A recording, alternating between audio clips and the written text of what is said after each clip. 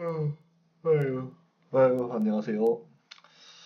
바보같이, 아, 녹화를 다 했는데, 날아가 버려가지고, 이전에 찍었던 게 녹화를 보니까 딱 안녕하세요까지만 녹화가 돼 있더라고요. 그래서, 뭐, 그래도 PPT를 또 열심히 만들었으니까 더 찍어야죠.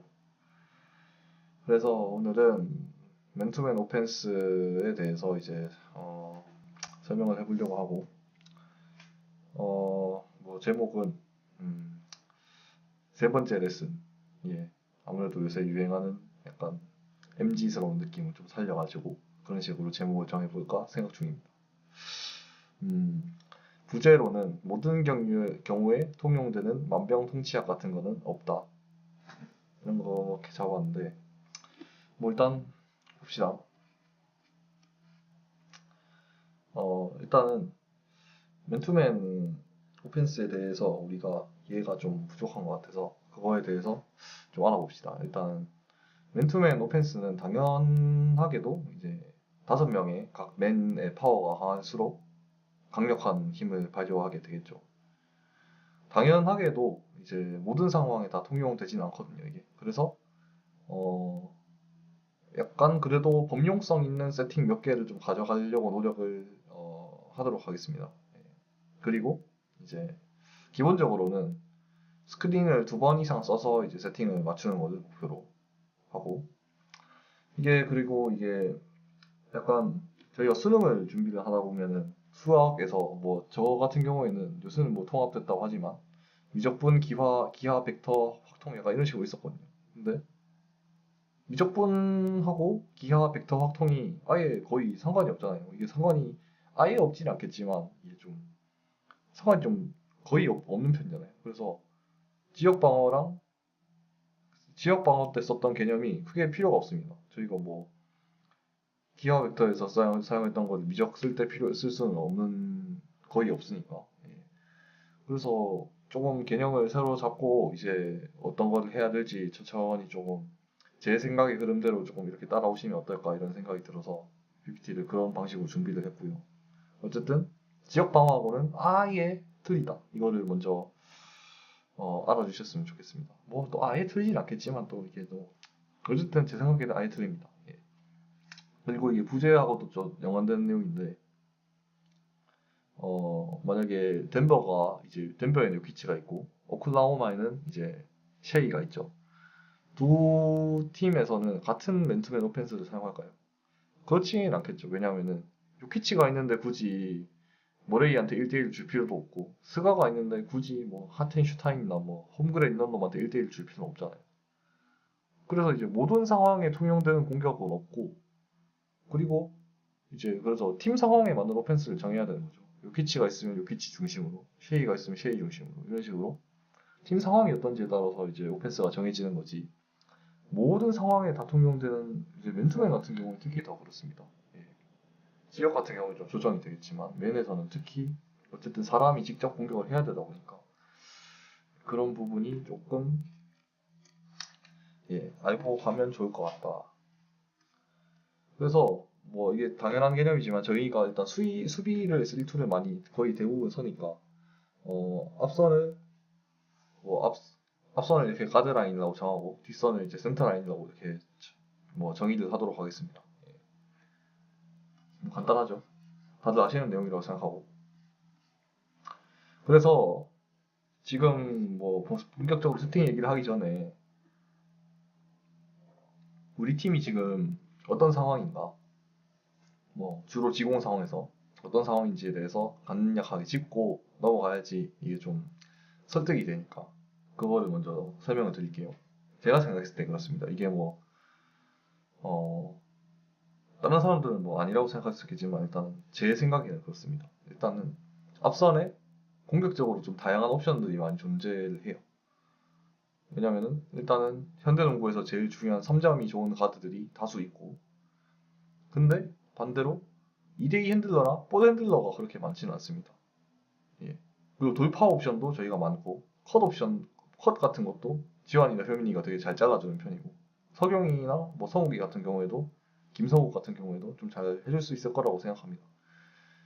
이거 핸들러 같은 경우에는 정의가 조금 애매모호하다 생각해서 이 뒤에 조금 더 설명을 하도록 하겠습니다. 그리고 뒷선의 높이가 되게 높은 편이거든요, 실제로. 그래서 어느 팀하고 높이 싸움을 하더라도 지지 않을 수준 정도는 된다. 예.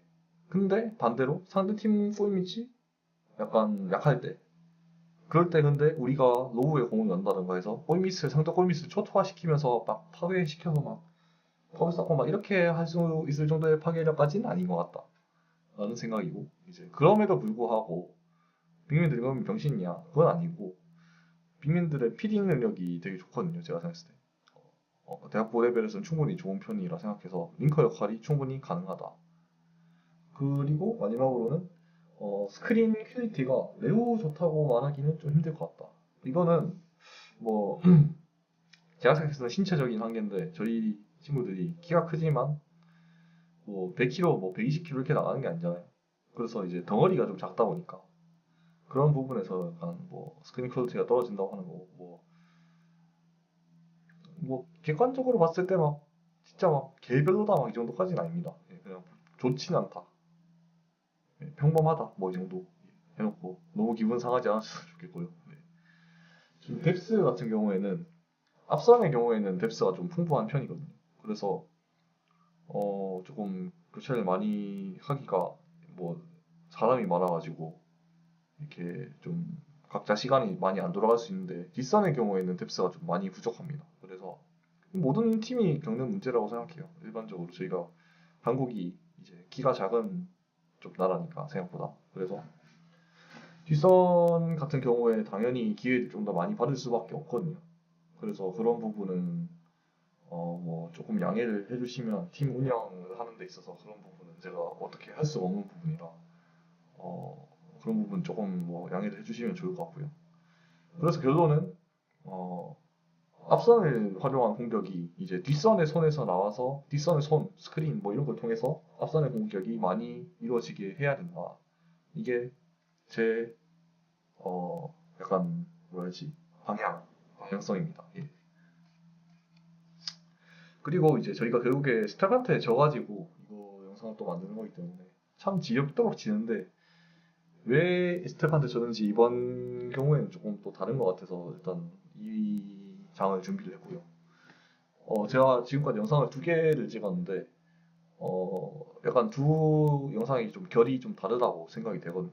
왜냐하면은 첫 영상 같은 경우에는 저희가 10몇 점 차로 졌을 때 보면서 이 큰 틀이 좀 안 맞춰져 있다, 이게 뭐 할지 모른다, 그래서 큰 틀을 한번 맞춰보자 하는 이제 취지로 찍은 게 첫 번째 영상이고, 두 번째 영상 같은 경우에는 지금 큰 틀은 어느 정도 맞춰져 있는데 지금 디테일이 조금 너무 부족한 것 같다. 그래서 이제 금호기 때 스플래시나 이제 다른 팀들 상대했던 거를 보완을 하자 이렇게 해서 두 번째 영상을 올렸고요. 그래서 두 번째 영상은 제가 생각했을 때 약간 좀 지금보다 좀 더 강한 팀을 상대했을 때 잘하자 이런 의미로 찍은 거라 지금과는 좀 느낌이 다릅니다. 그래서 이번 영상에서는 이제 두 번째 영상에서, 그래서 두 번째 영상 정도 얘기를 하자면 이제 어, 기본적으로 이긴 경기에 대해서 리뷰를 하는 거다 보니까 이제 조금 받아들이기 힘드신 부분이 있을 거라고 생각이 들었는데, 좀 그래도 뭐 어떠셨는지 잘 모르겠네요. 근데 제가 생각했을 때는 반드시 짚고 넘어가야 할 부분이라고 생각을 했습니다. 왜냐하면은 단적인 예로는 이제 저희가 한마음한테 그때 시장기 때 졌잖아요. 근데 한마음이 그 경기 이겼다고 해서 잘한 경기를 한 건 아니란 말이죠, 사실은. 경기 전체적으로 봤을 때. 근데 만약에 제가 만약에 한마음 감독이라 했으면 저희 경기를 되게 리뷰를 많이 했을 것 같아요. 왜냐하면은 결국에 이긴 게 정호 씨가 3점이 좀 원래보다 훨씬 많이 들어가기도 했고, 다른 쪽에서도 이제 공격이 잘 터졌고, 그런 부분이 왜 경기 나올 수 있느냐 이런 부분에서 반드시 리뷰를 하고 넘어가야지 속마음 같은 경우에 더 강해질 수 있는 팀이라고 생각하기 때문에, 저희 같은 경우에도 마찬가지입니다. 동현이가 만약에 터지지 않더라도 더 좀 확률 높은 농구를 하려면 어떻게 해야 되는지, 그런 거에 대해서 제가 설명을 좀 하려고 했던 것이고요. 어쨌든 그 전체적인 방향성이 그렇게 틀리진 않았다라는 점에서 두 번째 영상을 좀 요약을 하고 싶고, 이번 이번 영상에는 첫 번째 영상이랑 느낌이 비슷합니다. 이게 저희가 맨투맨 공격에 대한 연습이 아예 안 돼 있는 상태에서 경기를 치렀다 보니까 슛 자체를 좀 예쁘게 못 가져가는 상황이 되게 많았거든요. 뭐 턴오버가 난다던가 아니면 샤클락이 걸린다던가 이런 게 좀 많아가지고 그거를 먼저 보고 얘기를 할 텐데 이거에 대해서 뭐라고 하고 싶은 생각이 아예 없고 그냥 진짜 뭐 어쩔 수가 없는 겁니다. 이게. 그냥 자연재해. 그리고 제가 뭐 플랜 A가 정해진 게 아닌 상태에서 나가서 그냥 저희끼리 데이터를 쌓으면서 이제 농구를 했던 거라 저는 꽤나 잘했다고 생각이 되거든요. 근데 그럼에도 불구하고 이제 플랜 A가 없어가지고 좀 중구난방 공격이 되는데 그거를 1쿼터 영상만 한번 같이 보면서 봅시다. 제가 이게 유튜브 프리미엄이 없어가지고 돈이 좀 없네요.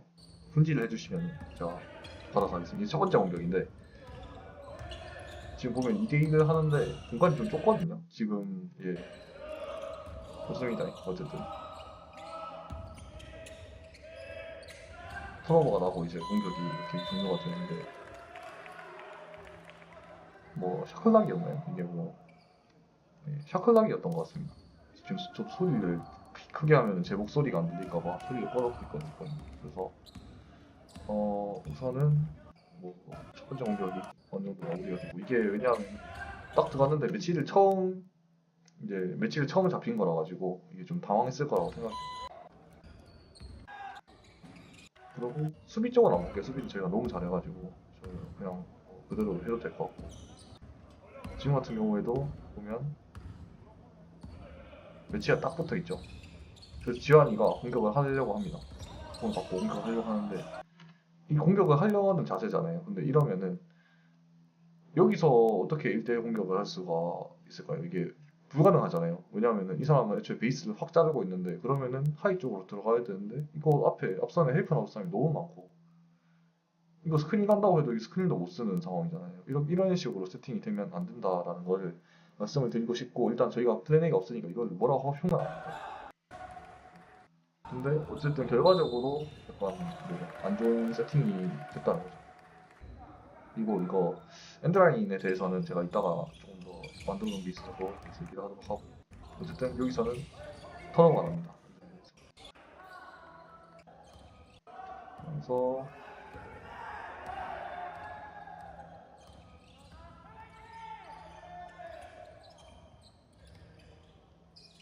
여기서도 공격이 좀 어수선해졌는데 여기서는 이제 공격이 잠깐 어수선해졌다가 다시 정돈이 됐다고 생각되면은 빨리 45도나 이런 데 찾아가서 공격을 쭉쭉 벌리고 나서 해줬으면 좋겠었는데 일단 저희가 세팅이 안 정해진 상태였으니까 그것도 좀 감안을 하겠습니다. 전부 다 감안을 해야 될 요소밖에 없죠. 이제 왜냐면 처음 만나는 상대니까. 보시면 이런 식으로 이번 쿼터에 이런 식으로 그냥 터프샷을 쏘는 경우가 굉장히 많습니다. 계속 봅시다.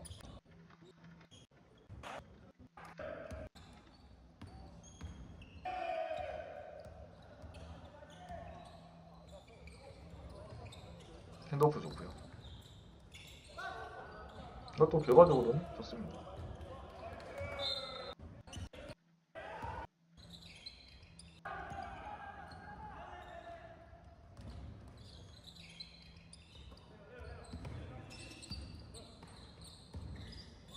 이것도 본능적으로 이제 자기보다 작다 보니까 포스트를 잘 잡아서 했는데 이거를 근데 하나 안 들어갔다고 안 하지 말고 이럴 때는 그냥 한두 개 더 해봤어도 괜찮을 것 같다는 생각이 들어요. 그래도 좋은 시도였습니다.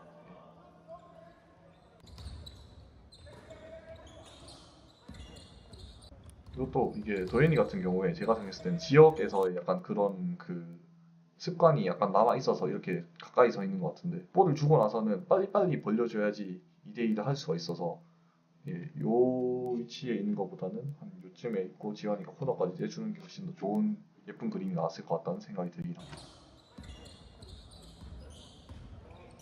자기 모르게 슬슬 벌리죠. 근데 이게 또 이렇게 잡고 나서는 또 어쩔 수 없으니 또 턴오버가 나버리고 이게 세팅이 조금 애매합니다. 사실은 당연하겠지. 아파하는 모습이네요. 잘 일어나고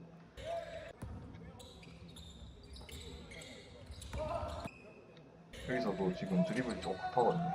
이렇게 턴오버가 또 나버리고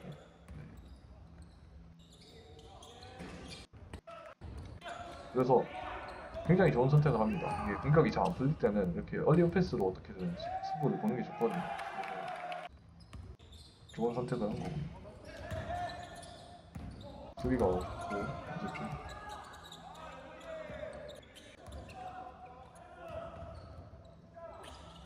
이런 식으로 어리어 패스로 승부를 보는 거는 되게 좋은 선택이었던 것 같습니다. 공격이지 않고. 근데 이게 이런 거는 제가 생각을 좀 해봐야 되는 게 이게 전경기에 물론 잘 터지긴 했는데 이게 지금 당장 1쿼터에 점수가 공격이 좀 예쁘게 잘 안 풀리고 있는 상황에서 답답한 거는 100번 이해하겠지만 이런 식으로 공격을 하는 건 이게 너 한 번 나 한 번이 될 가능성이 높아 보이거든요. 이제 결국에 볼을 많이 못 만지고 이렇게 공격이 되는 거다 보니까 스크린도 하나 안 받고 그냥 올라와서 던지는 거니까 이게 조금 뭐 사실 슛 하나라고 볼 수 있지만 이게 하나하나가 쌓여서 지금 여기까지 온 거기 때문에 그런 부분은 약간 조금 더 생각을 해볼 필요가 있지 않나. 이게 팀 분위기가 좀 우리가 분위기가 엄청 좋고 이러면은 괜찮거든요. 한두 개가 괜찮은데 지금 이런 경우에는 현빈이가 올라가다가 갑자기 대가리를 받고 백커트를 합니다. 약간 이런 일단 팀원 입장에서 힘이 빠질 수도 있는 그런 슛이기 때문에 그런 거를 어쨌든 수비로 잘 커버됐죠. 어쨌든 좋은 결자 해지를 했으니까.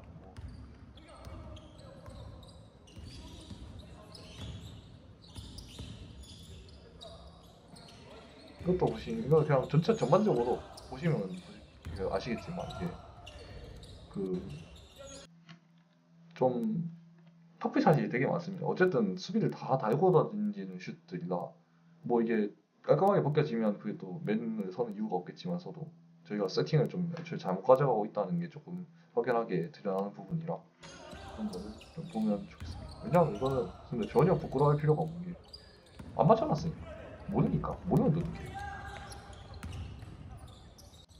어쨌든 수비가 참 좋고 마지막에도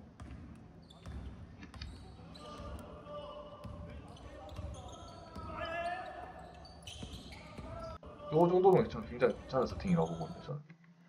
어쨌든 오프볼이 한번 걸리고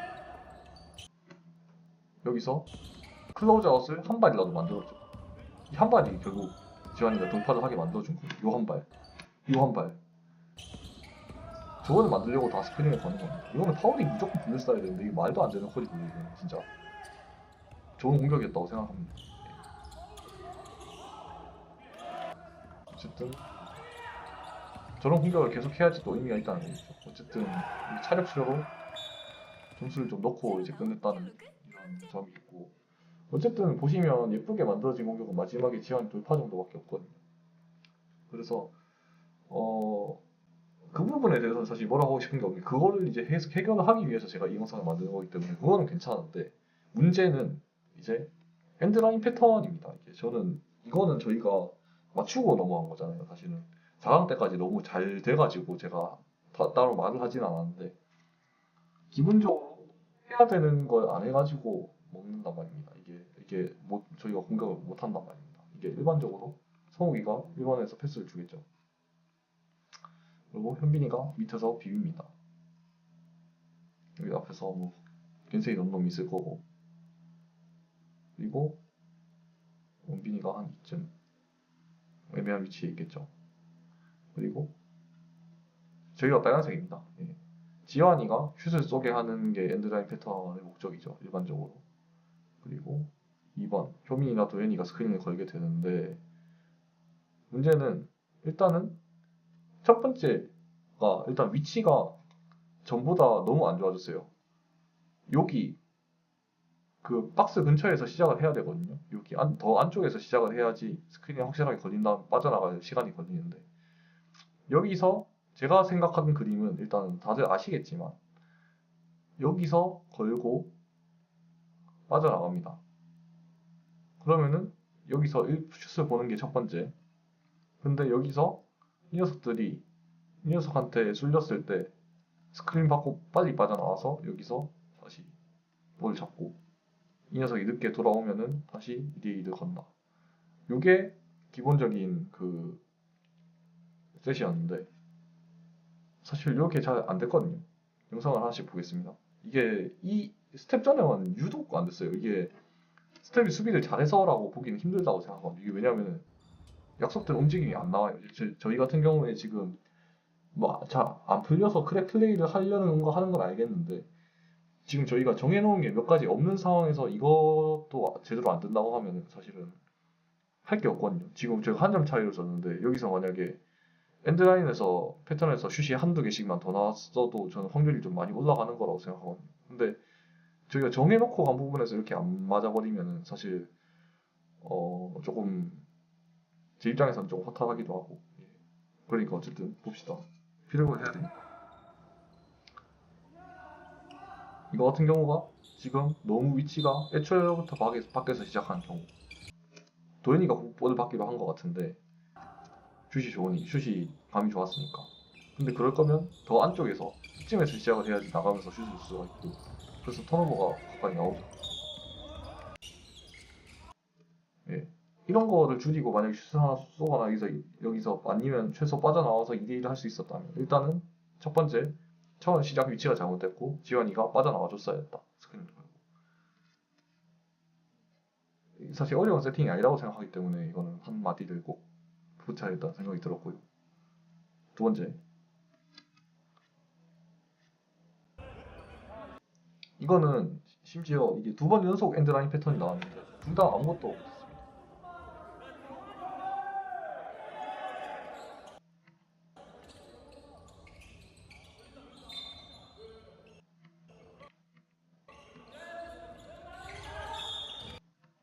일단은 이거는 문제가 효민이가 스크린 방향이 잘못됐다는 건 당연히 아실 것 같고 제 생각에 이쪽으로 나가야 되는데 스크린을 골밑 쪽으로 걸면은 이게 의미가 크게 없겠죠. 찬스가 나긴 났는데도 사실 뭐 이거는 잘 줬다고 생각해요. 로우에 한번 잘 넣었다고 생각해요. 자리를 잘 잡아가지고 넣었으면 한 골이죠 사실은. 혹은 파울이다.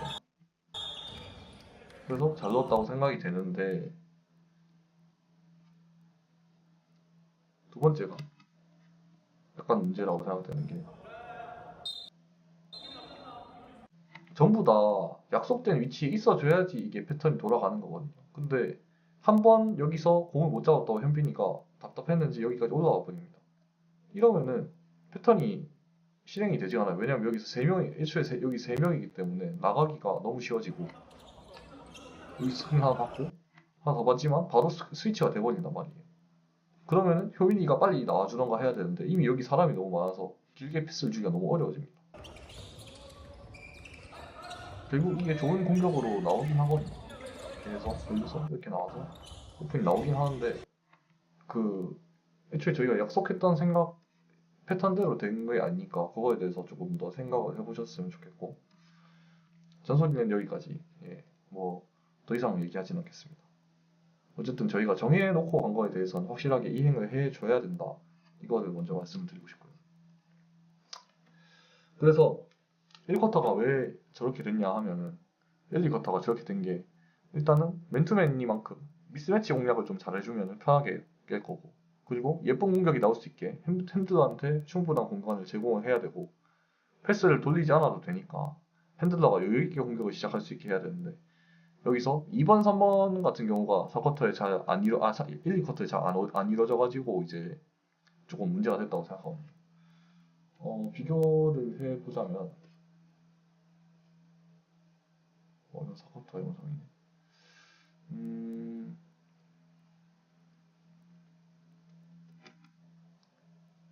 일단은 공간에 대해서 좀 생각을 해보자면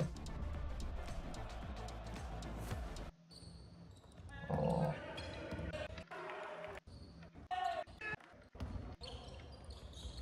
네. 이 공격과 여기 이 세팅과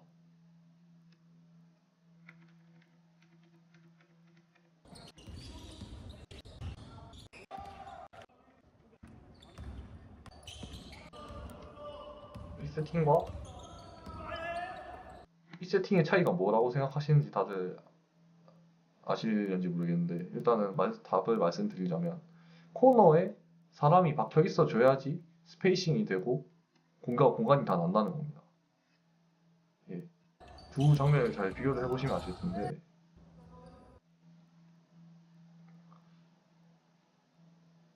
굉장히 귀찮네요. 예. 지금 같은 경우에는 코너가 현으로 박혀 있긴 하지만 여기서 한두 명이 더 코너로 가주던가 아니면 45도를 째주던가 해야 됩니다. 예. 당연히 아실 것 같고 제 생각에는. 그래서 근데 저희가 좀 고무적이었던 점이 이제 솔직히 1, 2쿼터에 잘 안 됐는데 그거를 데이터를 쌓아서 4쿼터에 좀 하려고 시도를 했던 거거든요. 이제 그래서 4쿼터에 좀 턴오버가 나거나 좀 했지만 실패를 했지만 제 나름대로 좀 괜찮았다고 생각되는 부분이 자 여기서 스크린을 거니까 알아서 코너로 가주죠. 효민이 같은 경우에도 완전 코너는 아니지만 잘 빠져 있고요. 코트를 굉장히 넓게 쓰고 있는 모습을 볼 수가 있는데 여기도 보면은 여기까지 왔을 때 여기 패스 각이 잘 나와서 받고 여기까지 받았으면 만약에 레이업 뜨면 한 골이잖아요. 이거는 좋은 공격이었다고 생각이 들고요.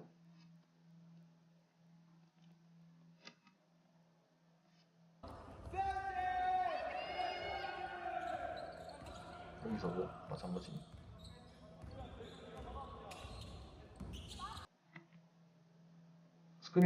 스크리너와 핸들러를 위한 공간이 이만큼 있으니까 제 생각에 이거는 근데 스크린 방향이 조금 잘못됐던 것 같긴 한데 우선 잘 했죠. 어쨌든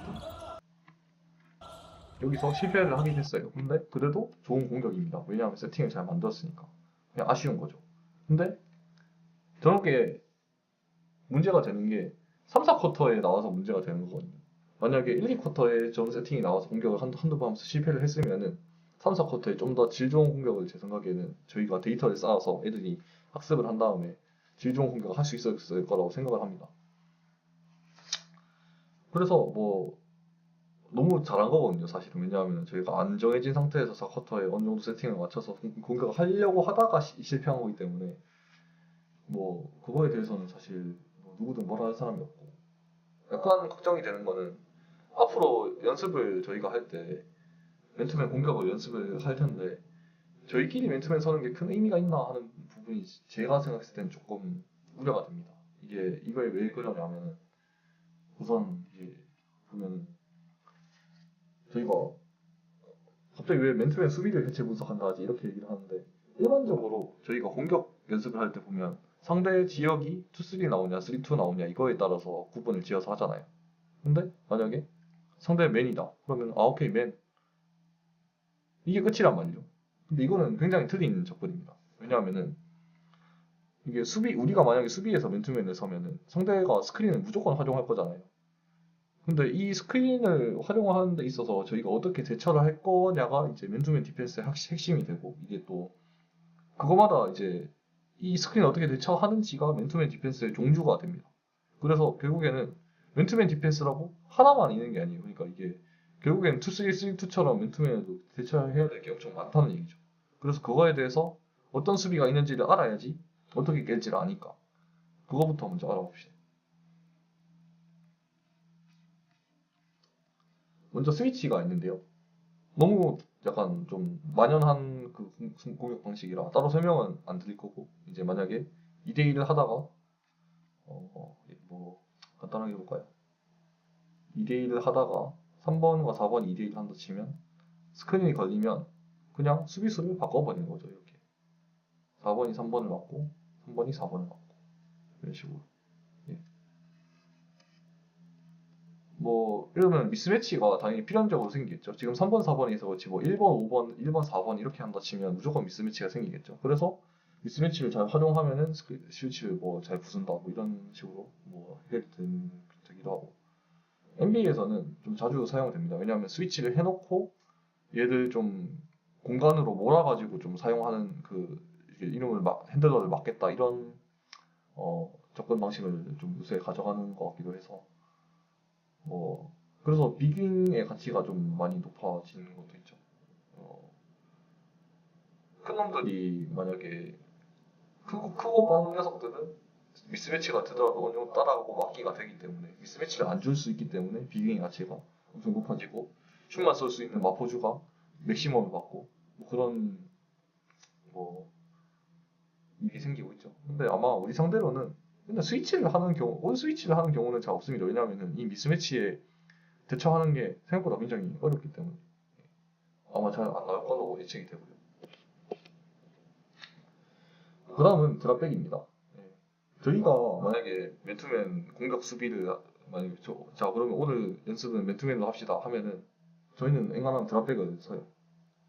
이거는 일반적으로 큰 센터를 큰 센터 약간 뭐 고베어 뭐 이런 애들을 보유한 팀이 많이 사용을 하거든요. 보면은 예전에는 근데 저 이거를 가져왔습니다. 스텝인데 참 징하게도 만나서 지고 이렇게 했는데 여기 보시면은 스텝 9번이 공격을 하는데 세환이가 지금 수비거든요. 드랍백입니다. 이게 예. 핸들러가 걸리는 동안 확연하게 뒤에 쳐져 있죠. 핸들러의 돌파를 견제를 하기 위해서. 그래서 보면 단점이 뭐냐면 스크린을 계속 서는데 스크리너 수비수가 도와줄 수 있는 게 없습니다. 이런 식으로 안 들어가긴 했지만 여기서 지금 파이트 수들이 한 두세 번 정도 나오거든요. 얘 같은 경우는 스크린을 그렇게 빡세게 안 썼는데 빡세게 서는 센터가 조용히 이 녀석한테 스크린을 한 세네 번씩 걸면은 한 수비에 뭐 파이트 수 세네 번 쿼터당 뭐 한 30번, 35번 이렇게 막 파이트 수를 해야 되는 상황이 나오니까 가드 핸들러 수비수가 진짜 죽어나는 그런 수비입니다. 그리고 결국에는 이렇게 3점 좋은 놈들이 그 스크린을 받고 3점을 쏘게 되면은 굉장히 좋은 찬스가 되기 때문에 그런 거를 좀 막는 데는 좀 비효율적인 수비다 이렇게 생각하시면 될 것 같고 그래서 핸들러가 만약에 많고 좋은 팀이면은 상대가 드랍백을 섰을 때 상대 핸들러 수비수를 진짜 귀찮게 할 수 있고 그리고 그래서 이제 상대가 만약 핸들러가 픽앤롤 핸들러가 2대2 핸들러가 3점이 없고 돌파가 좋은 상대로 많이 사용을 하는 디펜스 방법입니다. 근데 이것도 요새는 많이 쓰진 않습니다. 왜냐하면 요새는 막 진짜 다 스크린 받고 3점 던져버리고 이렇게 하기 때문에 저희도 약간 그렇잖아요. 그래서 저희 상대를 한다면 굳이 드랍백에서는 저희가 맛있게 이제 요리를 해 먹을 수 있는 상대입니다.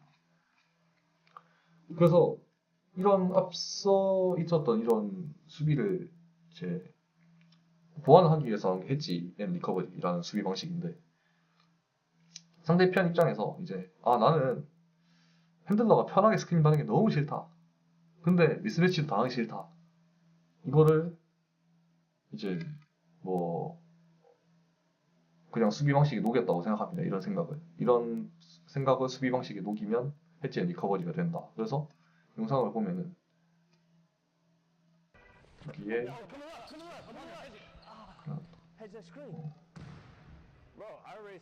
여기 중간에 보면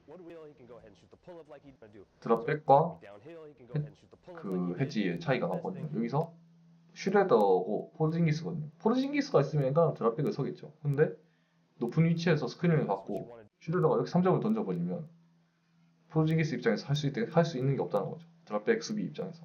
근데 이거를 당하기가 싫은 거예요. 수비 입장에서. 이걸 당하기가 싫으니까 네. 여기 나오네요. 클리퍼스인데 보시면 스크린이 오자마자 스크린도 수비수가 바바박 튀어나와서 이 녀석을 한번 견제를 탁 해준단 말이죠. 그럼 이 녀석이 당황해서 멈추죠. 멈추고 잡고 패스를 뿌리게 되는데 이 상황에서 안 좋은 패스가 나올 가능성이 높습니다. 왜냐하면 핸들러가 압박을 받은 상태이기 때문에 양질의 패스가 안 나올 가능성이 높거든요. 그래서 약간 이런 거로 턴오버를 노린다거나 상대 핸들러를 좀 잡아먹는 그런 수비를 이제 패지 앤 리커버리라고 합니다. 그래서 핸들러가 공격하기 어렵게 만드는 수비고요. 일반적으로 요즘 농구팀들이 만약에 맨투맨 수비 연습을 조금이라도 한 팀이라면은 패지를 쓸 겁니다. 스텝 같은 경우에도 패지 리커버리를 썼죠. 이거는 제가 따로 영상을 첨부하지 않겠습니다. 왜냐하면 매 픽앤롤마다 쟤네는 해지를 나오기 때문에 따로 사용을 하지 않도록 하고요. 영상을 보이지 않도록 하고요. 그 다음은 블리츠입니다. 블리츠 같은 경우에는 핸들러 너는 진짜 아예 공격할 생각 하지를 마. 근데 뭐 빅맨한테 찬스를 좀 주더라도 너는 진짜 공격 못해. 이렇게 얘기를 한 거를 수비 방식에 녹이면 블리츠입니다. 좀 더 극단적으로 해지가 나오고 저희가 만약에 약간 저희는 지역방어긴 한데 인더스랑 할 때 저희가 그 선출 상대했던 수비를 생각하면 됩니다. 우리가 딴 놈한테 먹어도 너한테는 진짜 죽어도 안 먹어. 이런 수비고요.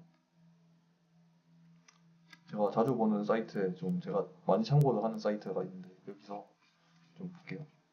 잘 보이시려나 모르겠네. 여기 브리츠에 대한 좋은 예시가 좀 있어서 같이 좀 보겠습니다.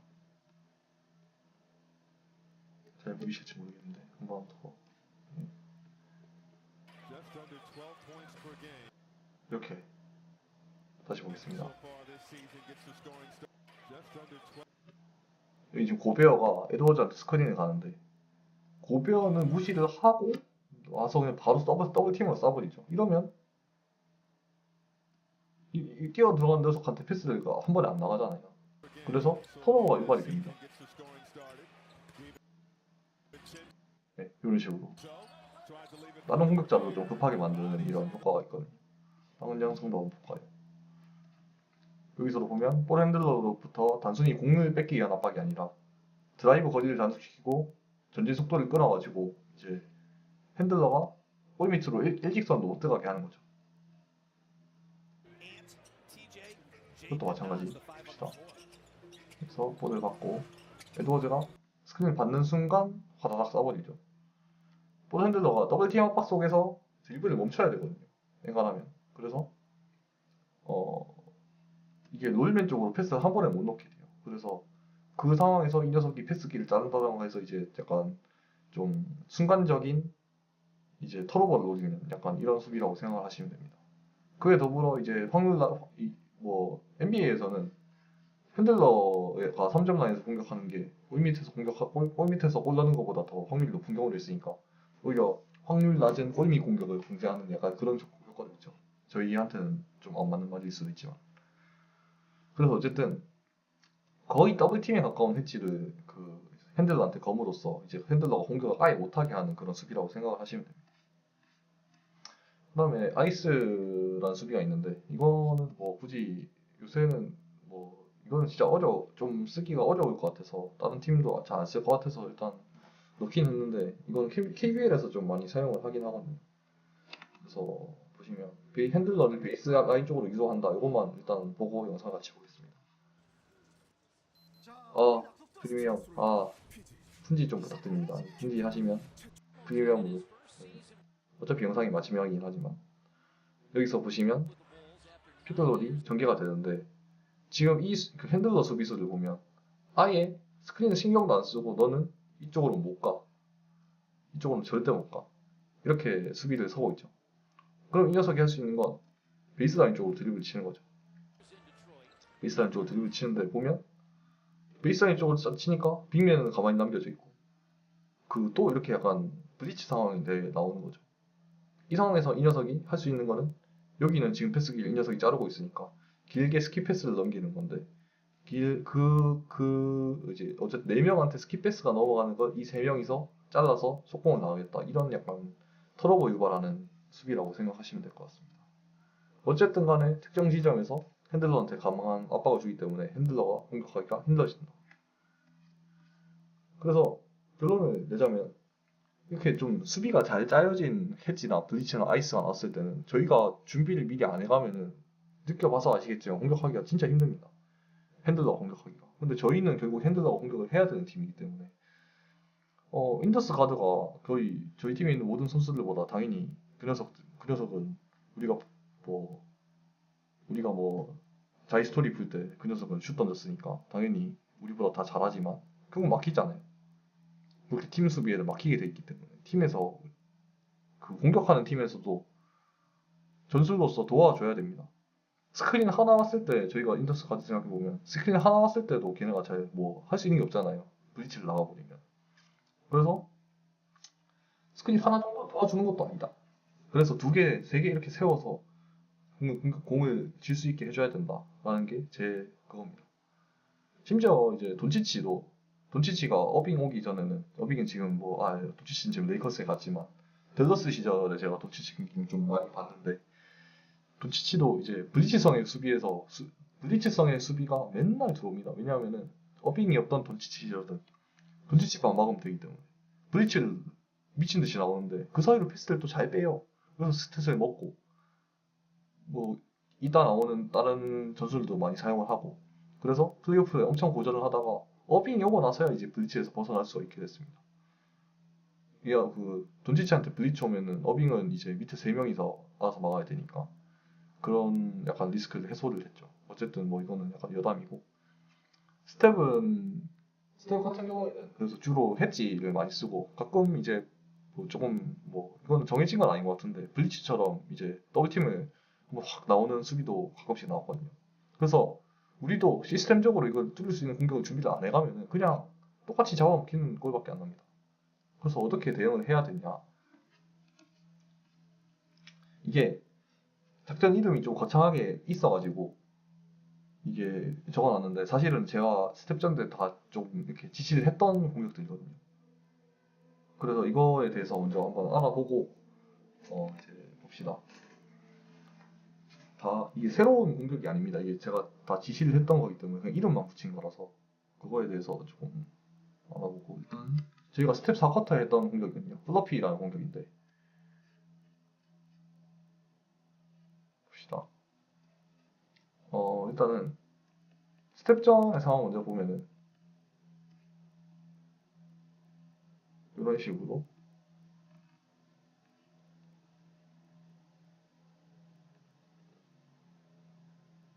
뭐 저희가 지금 그때 포아웃을 나가기 때문에 도현이랑 효민이가 이렇게 있다 치고 이런 식으로 공격이 시작이 됐습니다. 그래서 1번이 공을 받고 현빈이가 이렇게 내려오죠. 그때 공격이 시작이 되는데 여기서 스크린을 받고 뛰어나갑니다. 한번 걸린 상태로 늦게 뛰어나가겠죠. 그리고 이 녀석은 튀어나와주고 여기서도 마찬가지예요. 뒤늦게 따라온 녀석한테 한 번 더 스크린을 걸고 이 녀석이 얼타는 동안 3번이 공을 받아서 공격을 한다. 저희 같은 경우에는 지금 4번이 도현이었기 때문에 이렇게 쭉 빠져나가줘서 여기까지 찬스가 났거든요. 그래서 포아웃일 때는 이런 식으로 공격을 해도 좋고 어쨌든 공격 그 45도로 돌아 나와서 공격을 할 사람이 스크린을 두 번 받고 나오는 게 핵심입니다. 근데 보시면 이게 제가 좀 이따 영상으로 보여드릴 텐데 여기서 출발을 할 때 처음 2번한테 스크린을 받잖아요. 이렇게 2번한테 스크린을 받는데 오히려 3번을 공격을 봐도 되지만 2번한테도 기회가 굉장히 많이 나거든요. 마찬가지로 공격을 스크린을 거는 4번한테도. 예. 그래서 그런 부분을 좀 잘 활용을 하면 될 것 같다. 그런 생각이 들고요. 그래서 영상을 같이 한번 봅시다. 저는 이게 사실 대회에서 진짜 제일 좋아하는 장면입니다. 왜냐하면 제가 딱 말한 대로 작전이 딱 이루어져가지고 저희도 정확한 타이밍에 딱 갑니다. 정말 타이밍이 완벽하고 여기서 효민이가 걸죠. 말씀드린 게 이 부분. 효민이가 돌아 나가면은 여기가 텅 비어버려서 오픈이 납니다. 여기서 만약에 현빈이가 스크린을 거는 모션을 취했으면 바로 패스가 쭉 나와서 3가 볼 수도 있었겠죠. 그래서 어쨌든 여기서 도현이가 한 번 더 걸어주고 그렇기 때문에 오픈이 나는 거를 3점을 견제해가지고 한 발이 더 나오는 거를 이용을 해서 지현이가 잘 활용을 했죠. 네. 너무 좋은 세팅이라서 제가 제일 좋아하는 장면입니다. 그래서 이 플로피라는 셋이 이런 셋이고 어쨌든 3점 슈터한테 이제 스크린 두 번 받고 나와서 공격을 하게 한다. 이것도 제가 좀 자주 보는 사이트에 올라와 있어서 이거를 조금 참고를 했고 영상 한번 봅시다.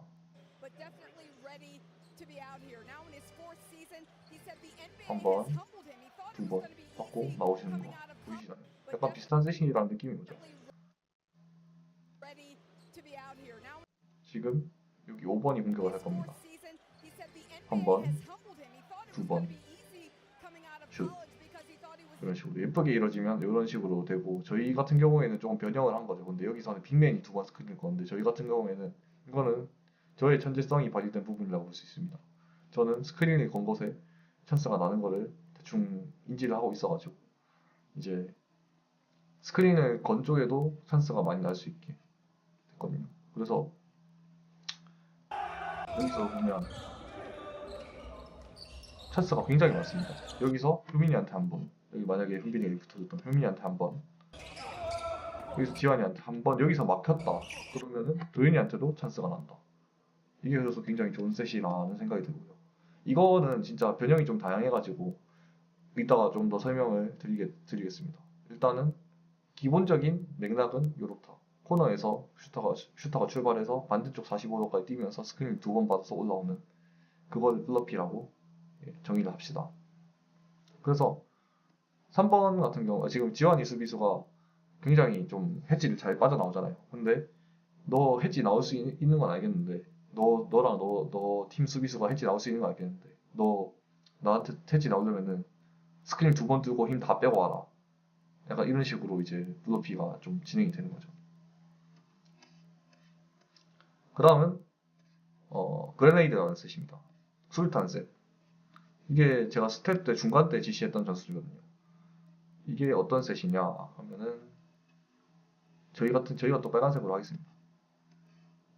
저희가 만약에 현빈이가 지금 5번이라고 칩시다.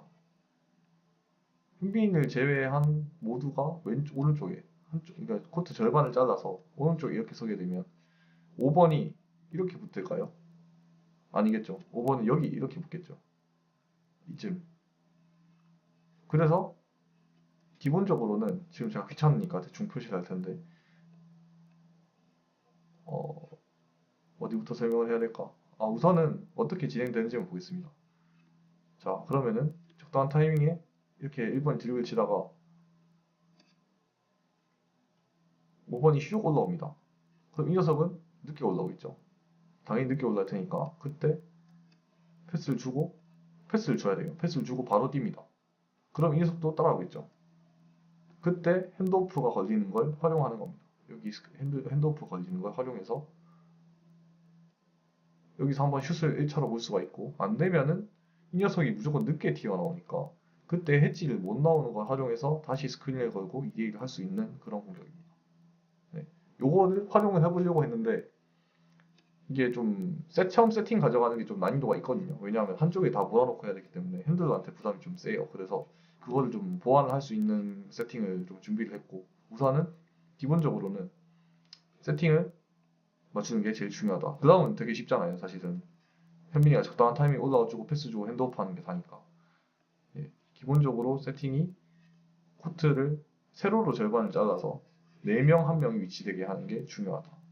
네. 이것도 영상이 있어서 하나를 보겠습니다. 그레네이드 코너 논슈터 빅맨 전술도 있죠. 자, 여기 오클라호마에서 많이 사용을 한다고 하던데 여기 하텐슈타인은 대표적으로 이제 그냥 정통 빅맨이거든요. 그래서 보면은 이 녀석한테는 그렇게 견제가 그렇게 빡세게 안 가죠. 왜냐면 애초에 위크사이기도 하고 주고 바로 뛰어서 여기서 보면은 해지를 절대 못 나오는 각입니다. 이건 애초에 거리가 멀어서 애초에 멀죠. 이만큼 보니까 안 되면 여기서 바로 롤을 쳐도 되고 이게 당하면은 그냥 당해야 되는 거라서 핸드오프 주고 바로 슛 아니면 롤 쳐도 되겠죠. 롤 주고 여기도 보이네. 예. 어쨌든 이런 식으로 활용이 좀 다양하다. 좀 제 생각에는 제일 쉬운 세팅이라고 해서 나름대로 이거를 줬는데 실행이 잘 안 되긴 했는데 제 생각에는 이게 해지를 좀 빠져 나오기가 해지를 못 나오게 하는 거죠. 이거는 해지 나오지 말고 너 골 밑에 박혀 있어. 우리가 2대1로 너네 까지 갖고 놀 테니까 약간 이런 식으로 이루어지는 세팅입니다. 그 다음은 더블 드랙입니다. 이거는 좀 예전부터 많이 사용을 했던 세팅인데 돈치치가 어빙이 있든 없든 간에 돈치치한테 더블팀을 많이 나온단 말이죠. 근데 언제까지 얘가 그냥 자기 공격 못한다고 뭐 그냥 엔트리만 넣을 수는 없잖아요.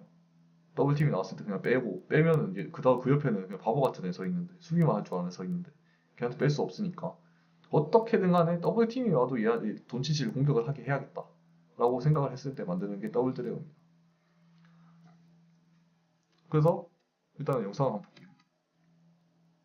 이건 영상이 조금 긴데 먼저 이게 따로 한번 보시면 좋겠습니다. 이거는 영상이 꽤 For 괜찮아서 Lucas specifically, 이건 제가 he 찾은 knew that they 영상이고 weren't going to switch this 네, 이런 식으로 눈치채 공격을 시작을 double 하거든요. drag. So as he would 그러면은 come off of these two ball 스크린 한번 screens, he could get his eyes focused on this help defender, which in this situation is Rudy Gobert. 한 번, 두 And 번, as soon as he came off and saw the help, 두 번이 걸리고 두 all 명의 he had to 스크린을 do was 써서 get his eyes to what's referred to as the tag 스택지를 defenders, 엄청 and if they 넓혀주는 didn't cover 이런 up the 식으로 roll, it 얘는 was 그냥 an easy 천재라서 dunk. 이렇게 하는 거고 Hey guys, welcome to the film room. 이 If you're 세팅은 new to 진짜 the 주구장창 사용을 하거든요. 이 시절에 또 그 댈러스 경기를 보셨으면 아실 텐데 이런 식으로 이미 대기를 하고 있어요. 우리 무조건 그냥 4쿼터 내 3, 4쿼터 내내 더블 드래그 진짜 이렇게 합니다.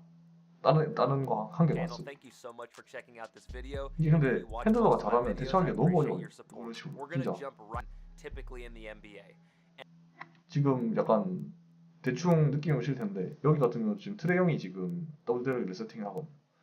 핸들러한테 엄청 많은 부담을 주는 로디이면서도 엄청나게 많은 선택지를 제공하는 그런 And a 액션입니다. drag screen is anytime you're coming down in 그래서 이제 한번 transition and somebody sets an early ball screen. So naturally, if two people are setting that drag ball screen, that's how you come up with the 그리고 term 여기서는 double 더블 drag. 드래그가 So 77대 after the guard 이렇게 comes off 설명하고 that 있고 second screen, you're 두 going to have 번 one 이런 big who 식으로 rolls 하나는 and 로드 one big 쳐버리고 who 안 나와 pops. 이거 And then 지금 the 같은 경우 guard 해제 has 안 to make a 나왔는데도 그냥 decision 로드 based 쳐버리니까 지금 이 녀석이 선택할 수 있는 게 너무 많죠. 여기서 그냥 골밑이 비었으니까 레이업을 떠도 되고 여기 파워를 볼 수도 있고 롤을 볼 수도 있고 on what the defense does. Now this 지금 action 같은 can 경우 look 돌파를 really 선택했죠. simple, but it's very difficult to guard because the 마찬가지 on-ball 이건 defender is 조 always 인베스 going to have a 같은데 hard time getting through 녀석도 both of 2대1 these 참 잘하는 screens 녀석인데 as the 어쨌든 ball 이미 handler comes off, and that's going to allow him 처음부터 to keep 스크린 his 두 번 focus 타고 on the second screen 이러면은 스크린 defender, 두 번 and 하면서 이 basically 핸들러가 또 this 찾을 수가 man is going 없습니다.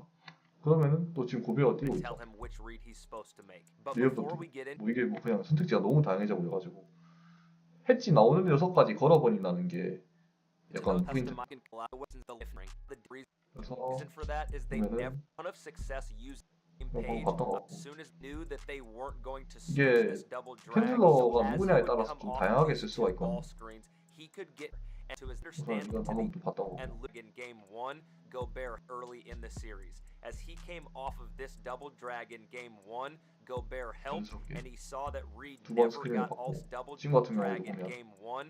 Gobert 고베어가 해치를 깊게 나오죠. helped, and he saw that Reed never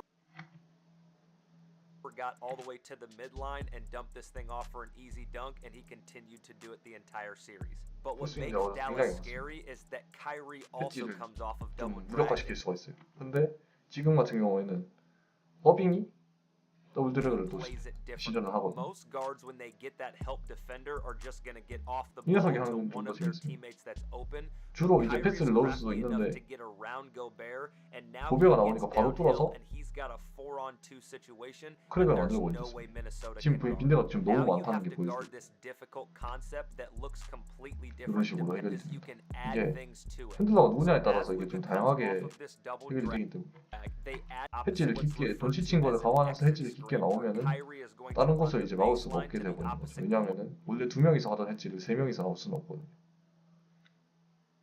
그럼 세 명이서 나오면 깨는 게 너무 쉬워집니다. And what that does is it 이런 식으로 removes something. 해결이 됩니다. 예. 이런 액션이고 기본적으로 그냥 스크린을 두 번 선다고 보시면 됩니다. 근데 한 명은 가드 스크린, 한 명은 빅맨 스크린으로 서는 게 전 좋다고 생각을 합니다. 왜냐하면 한 명이 팝으로 나와서 자세히 보시면 Referred to as a tag and to chaser, and it puts stress on Rudy to try and stay in front of the 걸고 ball, but also 둘 다 at the 롤하지 level 않거든요. of the roll man. 인간하면 By Kyrie running the baseline, 한 명은 it 3점 removes 라인이었습니다. the only backside 지금 첫 번째 defender that 스크린 can 나와 help 3점 on 라인 this 인간하고 roll, 사는 and it 경우가 makes 많아서 him wide open. 보면 3점 라인에 서죠. 이런 식으로 보자. 여기 정리를 좀 하겠습니다. 네. 그래서 가드 스크린은 팝으로, 빅맨 스크린은 롤로.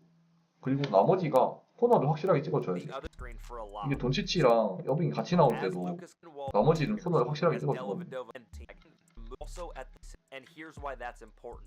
As 여기서 보시면 여기 Luka 여빙입니다. comes off the screen and gets his man to chase him, it puts stress in. By Kyrie running 지금 여기 the 사람이 baseline, 있는데도 it 불구하고 와서 removes 코너를 the 찍어준단 only 말이에요. backside 왜냐하면 여기 defender 골밑을 that can 비우기 help 위해서 on this roll, and it makes him wide open. 코너를 그래서 확실하게 찍어줘야 됩니다. 어디 여기든 무조건 찍어줘야 돼요. 누가 공격을 하든. 그래야지 자기 공격할 때도 남들이 코너 찍어줍니다. 그래서 나머지가 코너를 확실하게 찍어주는 게 중요하다. 그리고 하나가 더 있는데 이거는 설명을 안 했는데 좀 약간 난이도가 있는데 이거는 딱히 가드가 할 만한 건 할 만한 건 별로 없고 이제 어 이제 빅맨들이 한테 좀 하중을 거는 겁니다. 핸들러만 하지 말고 이제 빅맨도 패지에 대응을 같이 하자. 패지 나오면 너네 집 무너뜨릴 거다. 약간 이런 식으로 하는 건데 일단 영상을 같이 보고 확인을 해볼게요. 항상 찍을 때마다 오늘 짧게 찍어야지 하면서도 영상이 항상 길어지는 게 저도 목이 아프고 안 좋은데 일단은 같이 봅시다. 이게 드레이먼드 그린 이거 진짜 잘합니다. 벌써 나오죠 봐. 숏롤이라고 하는 건데 여기서 딱 보면 커리니까 커리한테 어떻게 드랍백을 서있습니까? 커리한테 블리치를 거의 나오거든요 지금. 근데 보시면 골대로 애초에 롤을 안 하고 바깥쪽에 기다립니다. 이거는 그래서 상황 판단을 되게 잘해야 돼서 이 녀석이 비크가 높다고 하는 건데 이 상황이 나오게만 되면 4대3 상황이 만들어진단 말이에요. 이 상황을 이용을 하는 거죠. 인간하면 이 위치에서는 컷으로 마무리가 됩니다. 이런 식으로. 마찬가지. 슬립이든 뭐든 네, 이런 식으로. 그래서 뭐 이것만 봐도 간단하게 아실 것 같은데 바로 이제 스크린 걸려 하다가 슬립으로 나와서 패스를 줘버리죠. 이게 그냥 어쨌든 좀 똑똑해. 모든 상황에 다 통용되는 거 아닙니다. 상대가 블리치를 세게 나올 때 패치를 세게 나올 때 이거를 빨리 판단해서 이렇게 할 수 있으면 좋은 공격이 되는 거죠. 마찬가지로 딱 보이죠. 바로 그냥 보이는데 한번 잡고 외곽에 줘버리는 모습. 이런 게 숏롤인데 빅맨들 피딩이 괜찮으니까 아예 배제할 옵션은 아니라고 생각을 하고 완전 핸들러를 싸러 나왔을 때 이렇게 빅맨들이 골밑으로 바로 롤 치는 게 아니라 어차피 저희는 롤이 그렇게 빠른 편이 아니잖아요. 그래서 아예 바깥으로 나와서 숏롤을 한번 보면은 괜찮을 것 같다 이런 생각이 듭니다. 그래서 골대로 어쨌든 보시면 드리먼들도 골대로 다이브를 하거든요. 골대로 이렇게 다이브를 합니다. 근데 이 골대로 다이브 하는 게 절대로 슛을 뜨거나 레이업을 만들려고 하는 게 아닙니다. 그냥 이 녀석 앞에 시선을 끌려고. 그래서 그냥 딱 봐도 어렵긴 한데 이거는 사실 좀 후순위로 미루고 어쨌든 이런 옵션도 있다라는 거를 어쨌든 연습 때 한두 번은 해보면 좋을 것 같고 네 그렇습니다. 그래서 정리를 하자면 오프볼이든 온볼이든 스크린 두 번을 받고 나서 이제 공격을 하는 게 좋고 최대한 핸들러가 라이브 드리블이 아닌 정지된 상황에서 공격을 시작할 수 있게 해주고 클로즈아웃 상황을 공격자한테 만들어주면 공격자가 나머지는 알아서 해줘야 된다. 약간 이런 거고요. 세팅을 이렇게 핸들러를 위해서 만들어줬으면 핸들러도 그만큼 보여주는 게 또 있어야 되니까 그런 것도 유념을 하시면 좋을 것 같고 이거 같은 경우에는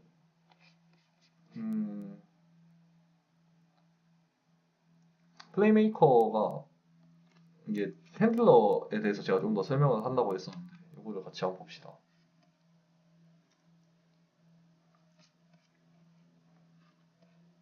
자, 이 사람이 어쨌든 글을 잘 써가지고 봅시다 같이.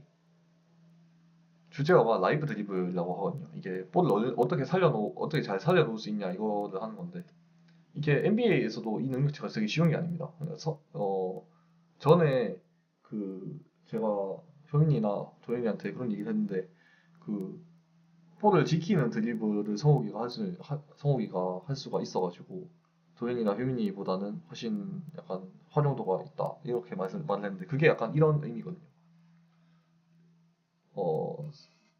서서 넘어오는 드리블과 오프 더 캐치나 핸드오프로 받아서 시작하는 드리블은 차이가 굉장히 크다는 거죠. 이미지를 떠올려 봅시다. 크리스 폴이 하프코트에서부터 드리블 치기 시작하면서 수비 압박을 받으면서 백다운, 크로스오버, 백드리블 치면서 앞선 수비를 저항을 버텨내면서 플로우를 읽고 이제 드리블을 시작하는 거. 이게 플레이메이커라는 거죠. 그래서 1번과 2번의 차이가 나오는데 완전 서서 드리블 치기 시작하면서 직접 모든 걸 시작하는 게 너무 자연스러운 선수도 있고 완전 서서 자기 드리블은 위력이 약하고 선택지가 좁은데 가속을 받은 상태에서 드리블을 받으면 드리블 위력이 확 좋아지는 위력이 있습니다. 이게 딱 봐도 약간 이게 성욱이랑 약간 효민이를 딱 지칭하는 것 같지 않나요? 이 차이가 엄청 크거든요, 이게. 그래서 공을 쥐고 만약에 미드를 던지거나 패스를 하거나 이것까지는 진짜 비슷해 보일지 몰라도 시작점의 난이도 차이가 진짜 큽니다, 이게. 이게 어느 정도일지 약간 그게 감이 안 잡힐 수도 있는데 이게 진짜 난이도 차이가 엄청 크거든요. 그래서 뭐 이 다음은 약간 개인적인 선수에 대한 얘기라 이 설명까지 딱 하고 보면은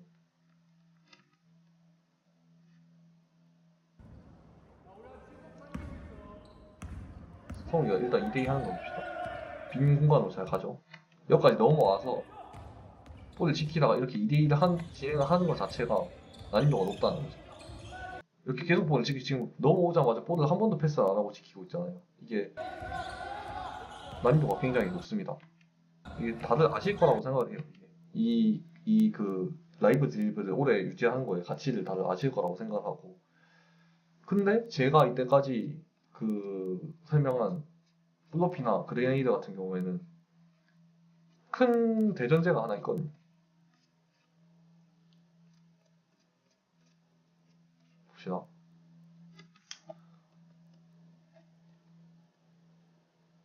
1번이 공을 예를 들어 플로피 같은 경우에 1번이 이만큼 나올 때까지 스크린을 두 번 받고 받아 나올 때까지 1번이 볼을 계속 상대 1번으로부터 지키고 있어야 돼요. 이 라이브가 가능해야지 되는데 만약에 상대가 2번이 나올 때까지 안 기다려주고 이렇게 압박을 빡 줘와서 볼을 잡아버렸다. 이러면은 이제 세팅이 완전 엇나가는 거잖아요. 그래서 가드끼리의 핸드오프를 해주면 좋습니다. 볼을 라이브 상태로 유지하지 않고 스탑 상태로 유지를 하기 위해서. 마찬가지로 봅시다. 이게 덴버 같은 팀에서 이런 거를 가드끼리 핸드오프를 많이 사용을 하거든요. 지금도 보면 모레이한테 압박이 세게 붙죠. 그래서 받고 다시 받습니다. 주고 다시 받으면 스탑 상태에서 시작할 수 있게 되잖아요. 순간적으로 압박을 크게 벗어날 수가 있게 되는 거죠. 그래서 요 기능을 살려서 세팅을 잘 짜봤는데 우선은 기본적으로 플랜을 코트를 좌우로 갈라서 4-1로 무조건 만들자. 그리고 현빈이가 한쪽 코너를 무조건 점유를 하도록. 이 세팅을 보면 뭔 말인지 아실 겁니다. 여기서. 그리고 여기서 이게 플러피 같은 경우에는 어쩔 수 없을 수도 있습니다. 근데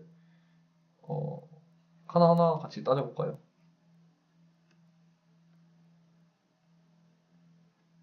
자, 우선 이렇게 세팅이 되어 있다고 칩시다. 요 세팅을 저희가 매번 가져가는 거예요. 요 세팅 일단 넘어와서 시작이 됐다 치고 플러피 같은 경우를 봅시다. 플러피 시작 하면은 돌겠죠.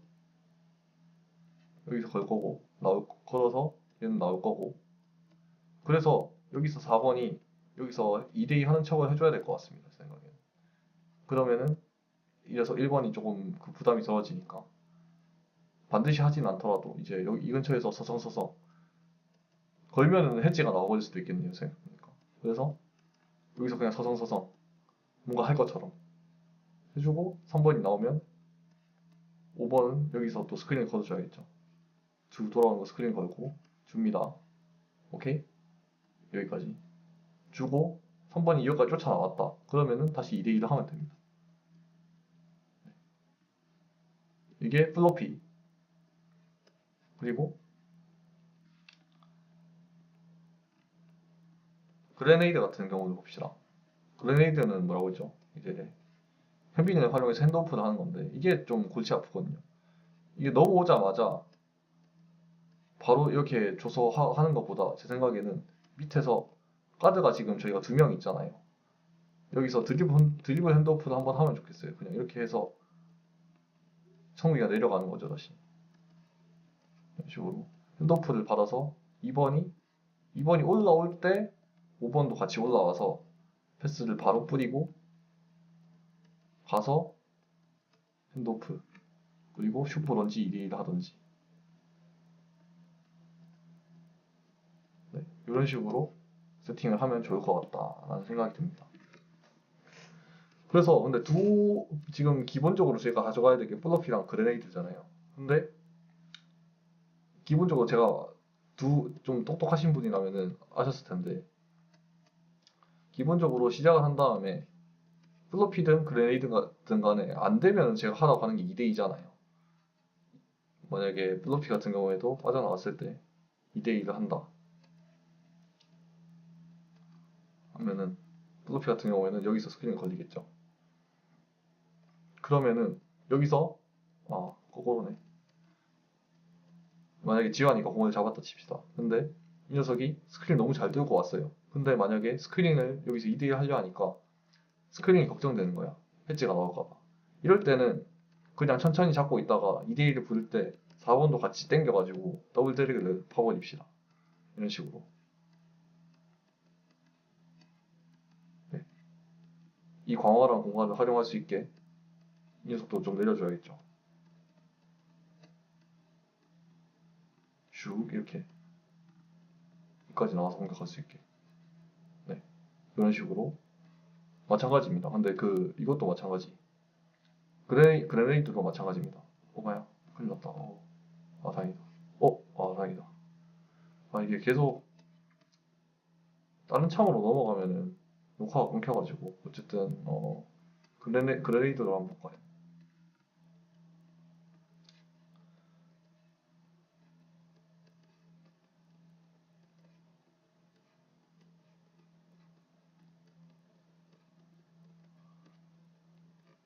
그레네이드도 다시 보면 1번이 가지고 있다가 1번이 공을 오래 가지고 있기가 힘드니까 2번이나 3번이 올라와서 드리블 핸드오프를 하고 1번과 2번이 자리가 바뀌겠죠. 이러면은 2번이 공을 잡고 있는 상태에서 시작을 하겠죠. 마찬가지로 2번이 올라올 때 5번도 같이 올라와서 드리블 핸드오프 되자마자 패스 주고 뜁니다. 했어. 근데 이거를 몇 번 당하다 보면 이뉴스 올라오겠죠.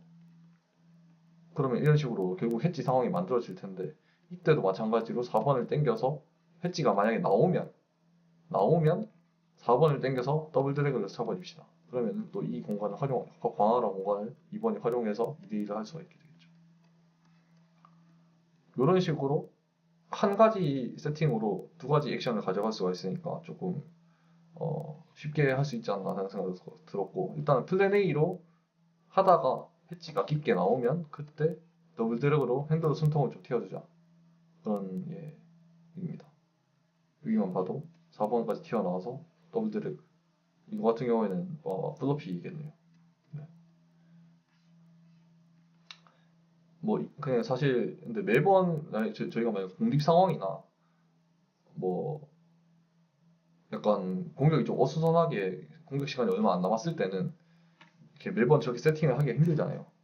그럴 때는 1루자도 안 될 때는 숏롤 걸고 커딩을 한번 봅시다. 이거는 제가 사진을 잘못 넣은 것 같은데 그냥 그냥 똑같이 2대1 한다고 생각하면 되는데 쭉 벌려놓고 일단은 제일 중요한 건 핸들러한테 공간을 주는 겁니다. 1번이 공격 하나 치고 뭐 이런 식으로 서면 좋겠다는 생각이 드네요. 뭐 지금 제가 이거는 뭐 그냥 단순히 그냥 2대2 상황을 가정을 한 건데 여기서 2대1을 걸고 그럼 해치가 나오겠죠. 해치가 이렇게 나온다 치면 좀 넓긴 하네. 조금 더 앞쪽에서 합시다. 해치가 이렇게 나왔다 치면 끝까지 나와서 받고 여기 대가리를 박으면 누가 나올까요? 얘가 나오겠죠. 그때 커딘을 띄워주는 거. 효민이가 이걸 되게 잘 하더라고요, 보니까. 위에도 영상이 하나 있었는데 제가 까먹었는데, 잠시만요. 이거는 꼭 샤우트 아웃을 해야겠다는 생각이 들었는데. 이건